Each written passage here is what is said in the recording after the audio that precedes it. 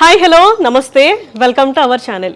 Double iSmart movie failure తర్వాత puri Jagannadh career చాలా down అయిపోయింది అనే చెప్పుకోవచ్చు. పూరి గారి ఇదివరకు సినిమాలకి నెక్స్ట్ లెవెల్లో క్రేజ్ ఉండేది, కానీ ఇప్పుడు సిచ్యువేషన్ అలా లేదు.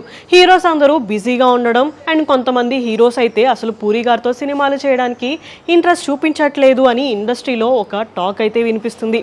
అయితే తర్వాత కూడా పూరి జగన్నాథ్ గారు రణబీర్ కపూర్ గారికి ఒక స్టోరీ చెప్పారు అని, అలాగే నాగార్జున గారికి ఒక స్టోరీ చెప్పారు అని రకరకాల టాక్స్ అయితే వినిపించాయి. ఆ తర్వాత ఆయన విజయ్ సేతుపతి గారికి ఒక స్టోరీ చెప్పారు, ఆల్రెడీ ఓకే అయిపోయింది అని టాక్ కూడా వినిపించింది. కానీ అదంతా రూమర్ అని అనుకున్నారు.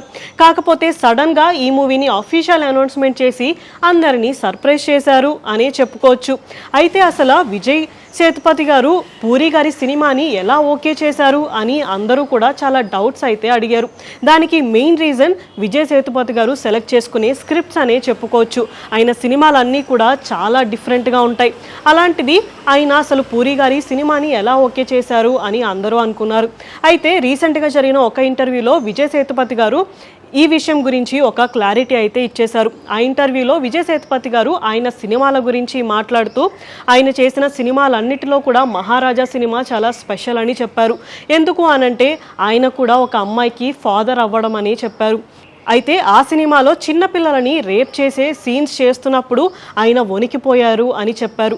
అంతేకాకుండా పూరి జగన్నాథ్ గారి సినిమా గురించి మాట్లాడుతూ కూడా ఒక డైరెక్టర్ యొక్క పాత సినిమాల రిజల్ట్ గురించి నేను ఎప్పుడూ ఆలోచించను, స్క్రిప్ట్ ఎలా ఉంది అన్న దాని గురించే నేను ఆలోచిస్తాను. పూరి జగన్నాథ్ గారు చెప్పిన స్టోరీ చాలా బాగా నచ్చింది, ఇలాంటి స్టోరీ నేను ఇంతకుముందు వినలేదు, అందుకే ఈ సినిమాకి నేను ఓకే చెప్పాను అని అన్నారు.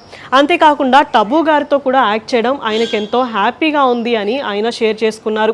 అలాగే ఈ సినిమా జూన్ నుంచి రెగ్యులర్ షూటింగ్ కూడా స్టార్ట్ అవ్వబోతుంది అని ఆయన ఈ సినిమా గురించి ఒక చిన్న అప్డేట్ కూడా ఇచ్చేశారు.